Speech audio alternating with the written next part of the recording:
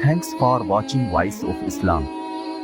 शेख साहब के बयानात के लिए लाइक, शेयर एंड सब्सक्राइब करें।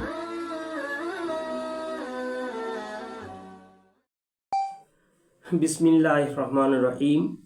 अल्हम्दुलिल्लाहि व कफ़ा व सलामुन अला इबादिहिल्लज़ीना इस्तफ़ा अम्मा बाद। ভাই সকল, অত্যন্ত গুরুত্বপূর্ণ কথা আপনাদের সম্মুখে আলোচনা করব ইনশাআল্লাহ।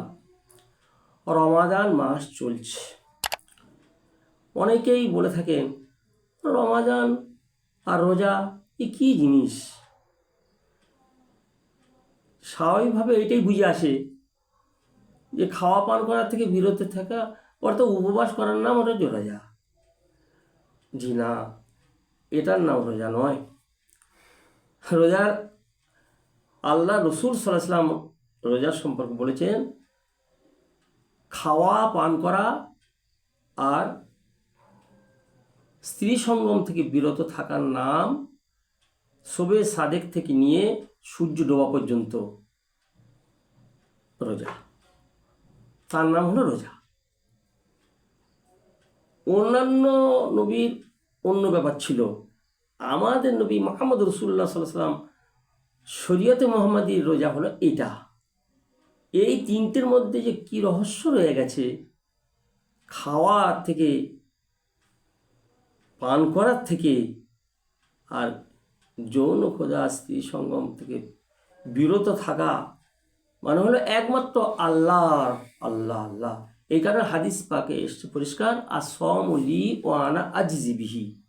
রোজা আমার জন্য বান্দা রাখে, সেখানে কোনো লোক দেখানোর কোনো সিন থাকে না, সেখানে কোনো রকমের কোনো কোয়ালিটি থাকে না। একমাত্র আমার সন্তুষ্টির জন্য বান্দা রোজা রাখে, আর তার প্রতিদান স্বয়ং আমি নিজে হাতে দেবো তার প্রতিদান। রোজাদারদের মুখের দুর্গন্ধ আল্লাহর নিকটে মৃগনাভি অপেক্ষাও সুগন্ধ। রোজাদারদের সম্পর্কে এই বলা হয়েছে, যদি রোজাদার যখন রোজা রাখছে তার সেই ক্ষুধার কারণে পেট থেকে একটা দুর্গন্ধ বার হয়, সেই রোজাদারের মুখের দুর্গন্ধটা আল্লাহর কাছে সুগন্ধ। আবার কেমন সুগন্ধ, মৃগনাভি অপেক্ষাও সুগন্ধ। কিন্তু ভাই, এত মস্ত বড় এই রোজার মাসটা, একেই আমরা বলতে পারি এটা শুধু এই সংযম নয়, বরং এটা শাহরুল কোরআন অর্থাৎ কোরআনের মাস।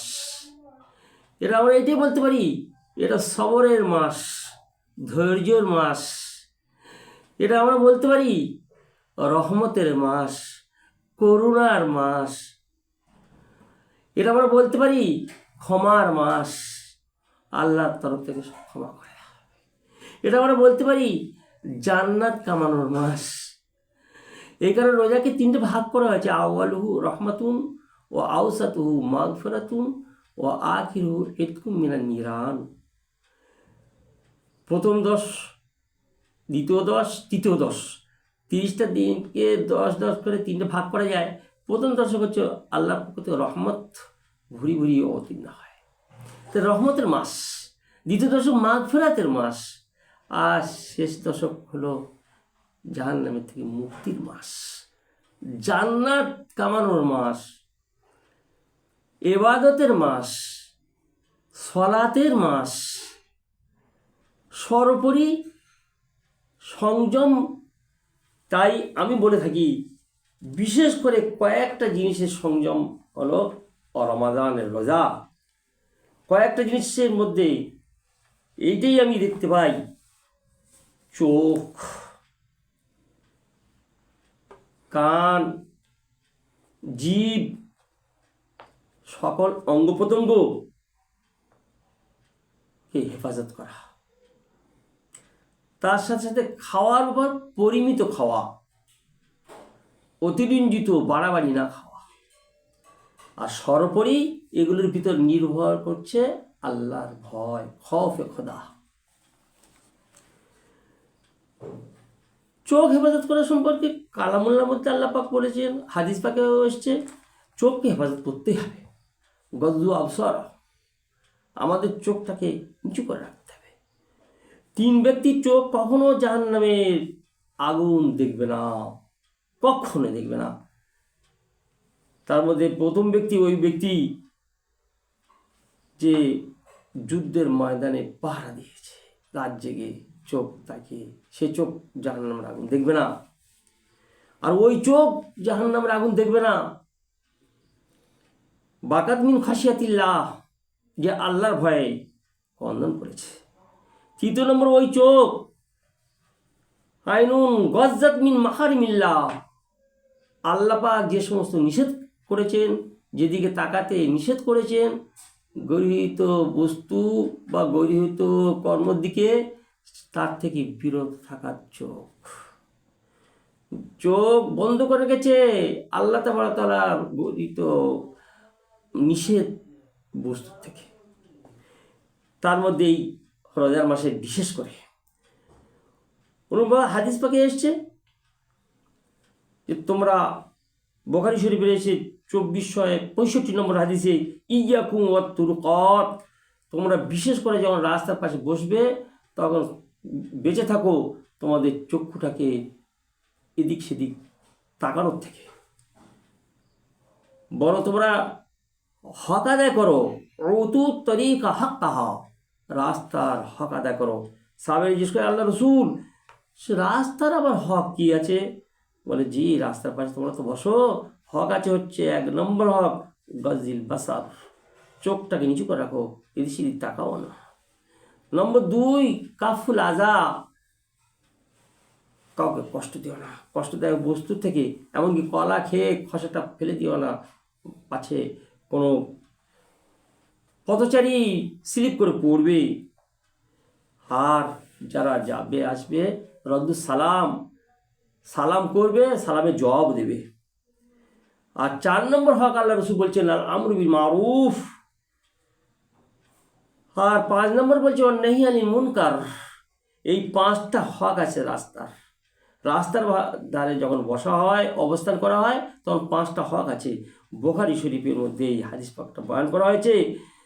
652 নম্বর হাদিসে এই 5টা হক আদায় করতে হবে। হেফজুল লিসান, আমাদের জবানটা করে হেফাজত করতে হবে। রোজা রেখে গীবত করা চলবে না। মৃত ভাইয়ের গোশত খাওয়ার সমতুল্য, রোজা ভেঙে যায়, গীবত করা চলবে না। অনুরূপভাবে হেফজুল উযুনাইন, দুটো কানকে আজে বাজে গান, আজে বাজে কথা শোনা হবে না। আর শরীরের অঙ্গ প্রত্যঙ্গগুলোকে হেফাজত করতে হবে, আল্লাহর ভয় করতে হবে। আর রসুল পাক সাল্লাল্লাহু আলাইহি ওয়াসাল্লামের সুন্নত, সাহাবী কেরাম, বিশেষ করে খোলাফায়ে রাশিদিনের সুন্নত মোতাবেক আমাদের রমাদানটা কাটাতে হবে।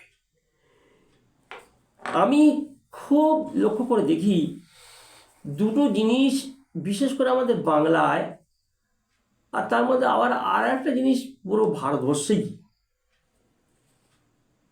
অত্যন্ত ভুল একটা পদক্ষেপ নেওয়া হচ্ছে আমাদের, যেটা আকাবিররাও খুব মানে দিব্য চোখ দিয়ে কি আর বলি, সেটা খেয়াল করছেন না। আমি তাদেরকে দৃষ্টি নিক্ষেপ করার জন্য অনুরোধ করছি। আর আমি যেটা বুঝে এসেছি, আমার বুঝে এসেছি যেটা, আমি সেটা আপনাদের সম্মুখে উপস্থাপন করছি।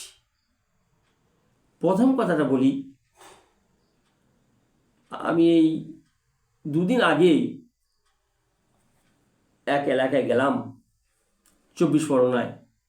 সেখানে গিয়ে দেখি কি অবস্থা। রাত 2টোর সময় থেকে শুরু করেছে মাইক, সে এমন আওয়াজ, এমন আওয়াজ, এমন আওয়াজ, কখনো গজল, কখনো কেরাত, কখনো বা কায়দায় কোরআন পাঠ, কোরআন তেলাওয়াত, আর কখনো কখনো আবার ওই সেহরি খাওয়ার সময় হয়ে গেছে, সেহরি খেয়ে নেন, সেহরি খেয়ে নেন, উঠুন, একে অপরকে জাগিয়ে দেন, ইত্যাদি ইত্যাদি।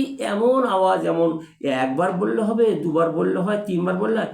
আল্লাহু আকবার। ওই 2টোর থেকে শুরু হয়েছে, 4 দিক থেকে কোলাহল, আওয়াজ আওয়াজ আওয়াজ আওয়াজ, এমন আওয়াজ, পুরো সেই সেহরি শেষ হওয়ার 5 থেকে 7 মিনিট আগে পর্যন্ত, আর বন্ধ নাই। ভাবছিলাম এরাও সেহরি খায় না নাকি। এই জিনিসগুলো কত খারাপই, কত খারাপই। 1 নম্বর ওই মাইকে কোরআন তেলাওয়াত করা হচ্ছে, আবার মসজিদের মাইকে এই ধরনের এই সব খারাপিগুলো। আর সেখানে আমাদের ওলামা হজরত তারাও তালে তাল দিচ্ছে। এই যে কি খারাপি, আমি তো ভাবি এটা অত্যন্ত বড় খারাপি। এই সমস্ত খারাপি থেকে হেফাজত হওয়া আমাদের একান্ত প্রয়োজন আছে, খুব প্রয়োজন আছে। এই সমস্ত কুসংস্কার কেমনভাবে দিনের পর দিন হতে হতে হতে হতে বেদাতে পরিণত হয়ে যাবে। এটাকে দিন ভাবছে যে জানি দিই। যেমন কতগুলো বদমাইশ আছে, বলেছে মিথ্যা একটা হাদিস বলছে যে আল্লাহ রসুল নাকি বলেছেন যে সর্বপ্রথমে আগামী বছরের রোজার তারিখ বাতলে দিতে পারবে সে আল্লাহ রসুলের সঙ্গে জান্নাত চলে যাবে। আবার একজন বলছি এত অনেক বড় বড় সব পাবে, লা হাওলা ওয়ালা কুওয়াতা ইল্লা বিল্লাহ। এসব মিথ্যা হাদিস, হাদিস নয়, মৌজু হাদিস। তো এই সমস্ত বলবে বড় সওয়াবের কাজ করছি আমরা, একবার রোজাদার ভাইকে জাগিয়ে দিচ্ছি। জাগিয়ে দেওয়ার প্রসেস এইটাই, এই মাইকিং করে। আবার বর্তমান অবস্থা যা হচ্ছে, অন্যান্য মানুষরা আপত্তিও করতে পারে। সে কী কোলাহল। এখন তাহাজ্জুদ পড়া দরকার, উমরি কাজা আদায় করা দরকার, তেলাওয়াত করা দরকার, ইবাদত করা দরকার, আল্লাহর কাছে শেষ রাতে আল্লাহর কাছে দোয়া প্রার্থনা করা দরকার। হাদিসে পরিষ্কার এসছে আল্লাহ তাআলা প্রথম আসমানে অবতরণ করেন আর এইটাই ঘোষণা করতে থাকেন, কে আছো আমার বান্দা আমার কাছে রুজি তলব করো, কে আছো আমার বান্দা আমার কাছে ক্ষমা প্রার্থনা করো, আমি তার যাবতীয় গুনাহকে মাফ করে দেবো, ক্ষমা করে দেবো, ইত্যাদি ইত্যাদি। সেসব ছেড়ে ছুড়ে আর শুধু লোক জাগানো হচ্ছে। ওঠো ভাই ওঠো, এখনও শুয়ে আছো, সেহরি খেয়ে নাও, সেহরি খাওয়া শূন্য, সেহরি খাওয়ার মধ্যে বরকত আছে, কেন একে অপরকে জাগিয়ে দেন। সে কি বিকট আওয়াজ আর কি চিৎকার, আবার এক গজল, সাথে সাথে আবার সঙ্গে তেলাওয়াত। আল্লাহ এই সমস্ত খারাপি থেকে আমাদের হেফাজত করুন। আর একটা মস্ত বড় অবস্থা পেশ এসছে আমার সম্মুখে, আমি যেটা বুঝতে পারছি, ওস্তাদে মোহতারাম শাইখুল হাদিস মুফতি সাঈদ আহমদ পালানপুরি রহমতুল্লাহ আলাইহি আমাদের দর্শকায় একসময় বলেছিলেন কথা। তখন উনি বুখারী পড়াতেন না, আমরা ওনার কাছে বুখারী পড়ি নাই, তিরমিজি শরীফ পড়েছি, কিন্তু কথায় কথায় একবার বলেছিলেন। আর উনি বুখারী পড়াবার সময় ওনার ছাত্রদেরকে করোনার সময়, সেই সময় উনি বলেছিলেন, সেটা জানা গেছে ওনার ইউটিউব থেকে, ওনার ভিডিও থেকে। সেটা হলে একটা হাদিসের অপব্যাখ্যা হচ্ছে, একটা হাদিসের পরিপন্থী আমাল চলে আসছে আমাদের মধ্যে। হাদিস ভাগটা হলো এইটাই, লিসায়েমে ফারহাতুন ইনদা ফিতরিহি ও ফারহাতুন ইনদা লিকায়ে রব্বিহি। এটা মুত্তাফাক আলাই হাদিস, অর্থাৎ বুখারী শরীফের মধ্যে আছে, মুসলিম শরীফের মধ্যে আছে, আর একই হজরতে রাবির দ্বারায় বর্ণিত। কিন্তু মেশকাতের হাওলা দিয়ে বলছি, মেশকাত শরীফের মধ্যে 1959 নম্বর হাদিস। আর একটা বুখারী শরীফের মধ্যে হাদিস আছে 1904 নম্বর হাদিস, লিসাহিমে ফারহাতান ইয়াফরাহুমা ইদা আফতারা ফারিহা ওয়াইদা লাকিয়া রব্বাহু ফারিহা বেসৌমিহি। এই দুটো হাদিসের অর্থ প্রদান করি। রোজাদার যখন রোজা রাখে সারাদিন রোজা রাখার পরে তার দুটো খুশির সময় হয়।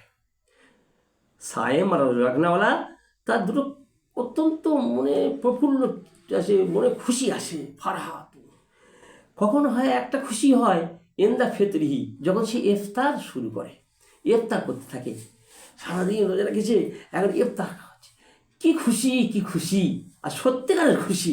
আল্লাহ রসুলের হাদিসটা যেন একবার বাস্তব প্রমাণ, অত্যন্ত খুশি হয়।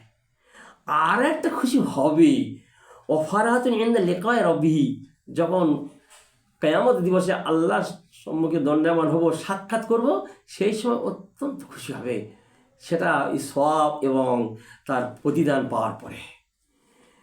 একটা বিশেষ দরজা দিয়ে জান্নাতে আল্লাহ পাক প্রবেশ করাবেন। রয়্যান, বাবু রয়্যান, রোজাদারদের সেই দরজা, সে দরজা থেকে রোজাদার ছাড়া অন্য কেউ ঢুকবে না। তখন একটা খুশি হবে, ভীষণ খুশি হবে, আর তার সওয়াব পাওয়ার জন্য। আমরা কিন্তু এই হাদিস পাকটার দিকে তাকিয়ে ওই খুশিতে একটা আমাল শুরু করে দিয়েছি। এ পশ্চিমবঙ্গে নয়, এ ভারতবর্ষে জুড়ে। ইফতার করার ঠিক 15-20 মিনিট আগে বড় দস্তরখান পেতে, দস্তরখান বিছিয়ে, তারপরে নানা কোয়ালিটির ইফতার, কত ফল, ফ্রুট, আবি জাবি ইত্যাদি ইত্যাদি দিয়ে খাদ্য খাবার সব নিয়ে আর বসে বসে এবার দোয়া করা হয়। কোনো কোনো মজলিস আবার সমবেত দোয়া, ইজতিমাই দোয়া করা হবে। ভাই দোয়া করো, সবাই দোয়া করো। মসজিদে আবার মসজিদে ইফতার সব সামনে রেখে, দস্তরখান পেতে ইফতার সামনে রেখে, আর ইমাম সাহেব দোয়া করছেন, সবাই আমিন আমিন আর ইত্যাদি দোয়া, ইজতিমাই দোয়া হচ্ছে। আবার কোনো জায়গায় ইনফেরাদি দেওয়া হচ্ছে, হয়তো কোনো আকাবিরের খানকায়ও এ আমল চলছে। এ কিন্তু হাদিসের সঠিক প্রতি আমল হচ্ছে না। ইনদা ফিতরি যেটা বলা হয়েছে, সেটা সূর্য ডোবার পরে ইফতারের সময়ের কথা বলা হয়েছে, সেটা ইফতারে করার 15-20 মিনিট আগের কথা বলা হয়নি। হ্যাঁ, এটা অবশ্যই বুকরাতা ও আসিলাত কোরআন পাকে এসছে, আল্লাহ তাআলা সকাল সন্ধ্যার ফজিলতের কথা হাদিস পাকেও এসছে। আসরের পর থেকে নিয়ে মাগরিব পর্যন্ত এই সময়টা অত্যন্ত মূল্যবান আল্লাহর কাছে, নিঃসন্দেহে, এর মধ্যে কোনো সন্দেহ নেই। সেটা ভিন্ন কথা, কিন্তু এই ইফতারের ওসিলা করে এই দিকে খেয়াল করে যে ইফতারকে সম্মুখে রেখে সমবেতভাবে দোয়া বা ইনফেরাদি দোয়া, ভাই আসল মেসদাক হলো যখন ইফতারের টাইম হলো তখন ইফতার করতে করতে দোয়া। আল্লাহর বান্দা ক্ষমা করে এতটুকু বলা দরকার। মুফতি সাহেব বলতেন, আল্লাহ মাগফিরলি, এ আল্লাহ আমাকে ক্ষমা করে দাও, আল্লাহুম্মা ইন্নী আসআলুকাল জান্নাতুল ফিরদাউস ও আউযু বিকা মিনান নার, এ আল্লাহ জান্নাতুল ফিরদাউস তোমার কাছে প্রার্থনা করছি, জাহান্নামের আগুন থেকে পরিত্রাণ চাচ্ছি। যদি আরবি না বলতে পারি, বাংলায় বলি না কেন, কোনো অসুবিধা নাই। দোয়া তো এই সময় করা দরকার, দোয়ার জন্য হাত তোলা শর্ত নয়। তাই হাদিস পাকের সঠিক যদি আমরা তত্ত্ব জানতে চাই, তাহলে এইটাই হওয়া উচিত। এই সময় আমরা কি করি, ইফতার করি আর হরদম গল্পই ব্যস্ত থাকি, নানা কথা। যদি কয়েকজন মিলে ইফতার করি তাহলে তো গল্পের কোনো সীমা থাকে না। আর ইফতার করা হবে আর গল্প করা হবে, বরং ইফতার করা হবে, দোয়া করা দরকার। এই সময় দোয়া করা, দোয়া করা এ নয় যে ইফতার করার 10-15 মিনিট 20 মিনিট আগেই। হ্যাঁ, আপনি দোয়া করুন, ইনফেরাদি অবশ্যই করতে পারেন, করুন, কিন্তু আসল যে হাদিসের দিকে আল্লাহ রাসূল বলছেন সেটা হলো ইফতার করার সময়, মানে ইফতার যখন করছেন তখন থেকে নিয়ে দোয়া। কিন্তু এইভাবে যে আমরা সমাজে এটাতে বেদাত হতে চলছে, কারণ ইবাদত মনে করে করছি, আবার লোকে ডাকছি, ভাই এসো এসো দোয়া করি, ইফতার সম্মুখে এসে টাইম হয়ে গেছে, দোয়া করি দোয়া করি। এমনকি ইমাম সাহেব যদি ওদিকে মেসঅপ করেন বা ঘোরেন, ইমাম সাহেব টাইম, ইমাম সাহেব আসুন আসুন দোয়া করি, ইমাম সাহেব ইফতারের টাইম হয়েছে, ইফতারগুলো আছে, দোয়া করুন দোয়া করুন দোয়া করুন। তে তো আমি ভাববো তে তো ইবাদত মনে করে করা হচ্ছে, তাহলে সেটা বেদাতেই পরিণত হয়ে যাবে। এই জন্য খুব খেয়াল করা দরকার। যদি এ সময় দোয়া করা হোক, এর টাইমটা খুব মূল্য আছে, হ্যাঁ ইনফেরাদি করা হোক, ইনফেরাদি করলে এমন অসুবিধা বলা যাবে না। কিন্তু আসল দোয়া যদি করতে হয়, ইফতার করার সঙ্গে সঙ্গে তখন থেকে নিয়ে আর নামাজ আগে পর্যন্ত দোয়া করুন। আবার এটাও বলা হয়েছে, আযান আর একামতের মাঝে দোয়া কবুল হয়। তো এই মাগরিবের যখন ইফতার করার সময় হলো, আযান হয়ে গেল, আযান হয়ে গেছে, আর ওদিকে নামাজের সময় একামত, তার মাঝখানে ইফতার করছি আর সেই সময় দোয়া করি। কয়েকটা হাদিস দ্বারা প্রমাণ করা হবে যে এই সময় দোয়া করা। কিন্তু এই সময় ইফতারের আগে 10 মিনিট আগে 15 মিনিট আগে দোয়া করা, এমন কোনো প্রমাণ তবে হ্যাঁ, এই সময়ের খুব মূল্য আছে, দোয়া করতে পারেন, অসুবিধা নাই, কিন্তু ইনফেরাদি করুন, একা একা করুন। লোক ডেকে মসজিদে হোক আর খানকা হোক আর দলিজে হোক আর কোনো জায়গায় হোক সমবেতভাবে ইজতিমাভাবে এভাবে করাটা মোটেই ঠিক হবে না। আল্লাহ তাবারক তাআলা আরও কতগুলো খারাপি আমাদের আছে, কিন্তু আমি আগে যাচ্ছি না। এই রমাদান মাসের যথাযথভাবে সুন্নত তরিকায় আদায় করলে পরে আমরা তার পুরোপূর্ণ যতটা দরকার পুরোপুরিভাবে সব সবগুলো পেতে পারার আশা করা যায়, আর আল্লাহ পাক দেবেন। এইটাই আমাদের প্রত্যেকের মেনে নেওয়া দরকার আর আমল করা দরকার। আল্লাহ আমাদের তৌফিক দান করুন।